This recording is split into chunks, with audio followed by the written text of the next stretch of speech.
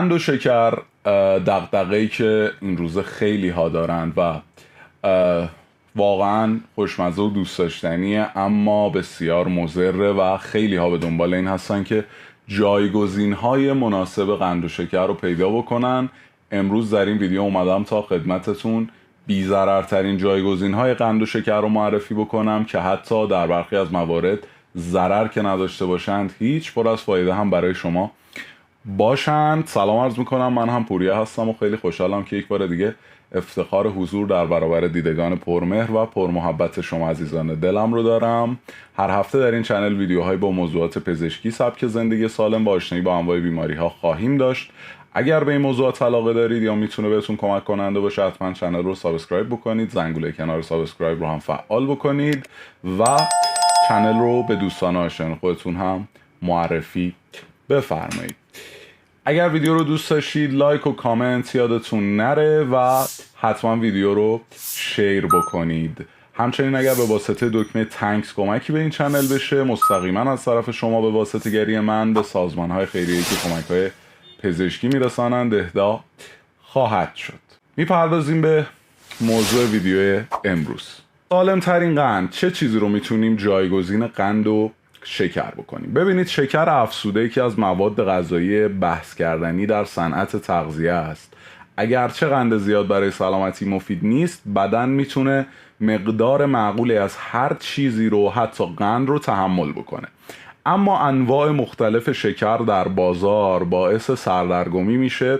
بنابراین در اینجا میخوایم مفیدترین هاش رو به شما معرفی بکنیم. اول اینکه شکر یا قند چیه؟ اکثر ما قند رو به عنوان یک ماده سفیدی میشناسیم که با قهوه یا چای مصرف میکنیم یا برای پخت و پز استفاده میکنیم. اما قند در واقع نوعی کربوهیدرات تشکیل شده از کربوهیدرات های یک یا دو واحدیه که گلوکوز، فرکتوز، گالاکتوز، ساکاروز، مالتوز یا لاکتوز رو درون خودشون دارن.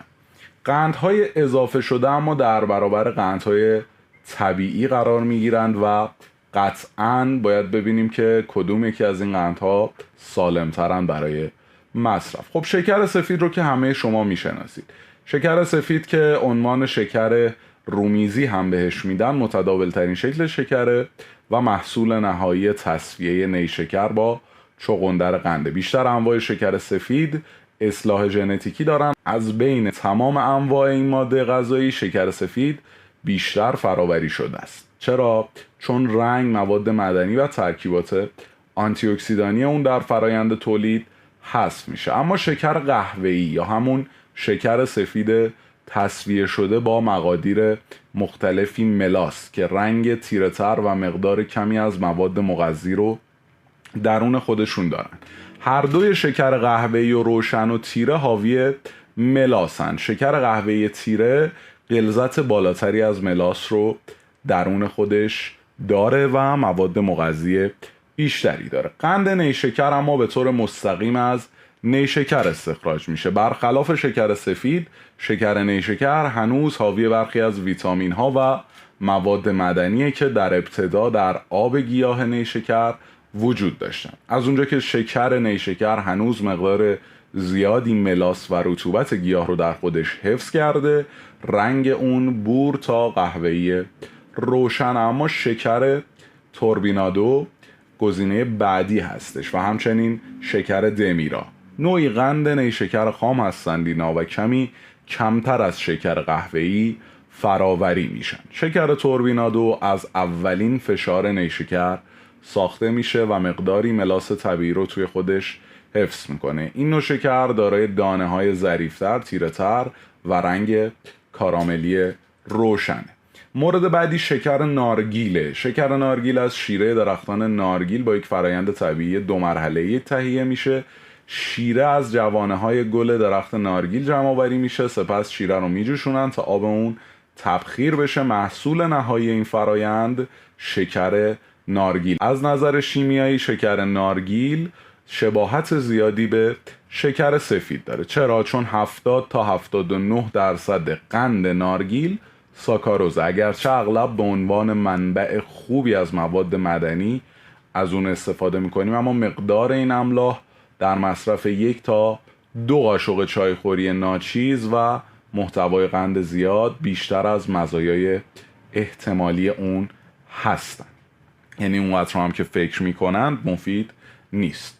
و اما عسل که همگی با اون آشنا هستید، شهد غلیظ شده، قندیه که زنبورها اون رو جمع آوری کردن و به دلیل خواص آنتی اکسیدانی ضد باکتریایی و ضد میکروبی اون شهرت زیادی داره.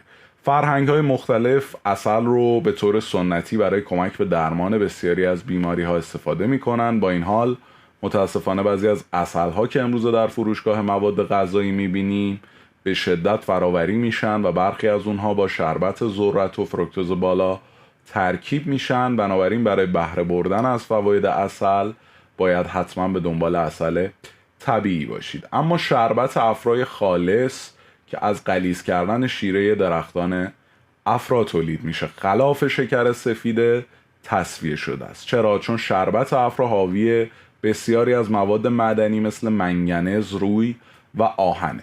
با این حال مشابه عسل تعداد زیادی شربت افرای جعلی در قفسه های خاربار فروشی ها وجود داره که مزایای سلامتی یکسانی ندارند. بنابراین برای اطمینان از اینکه بهترین گزینه رو انتخاب میکنید باید به دنبال شربت افرای خالص باشید. مورد دیگری که داریم آگاه هست. شهد آگاه به عنوان شربت آگاه هم بعضی ها میشناسنش، از گیاه آگاه تهیه میشه که بومی جنوب ایالات متحده و آمریکای لاتینه و خواص درمانی بسیار زیادی داره.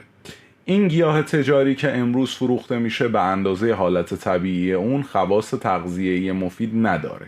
تصفیه و فراوری شهد آگاه شیرینی اون رو 1.5 برابر شکر معمولی میکنه. در نتیجه محصول نهایی شربتی بسیار تصفیه شده و ناسالمه.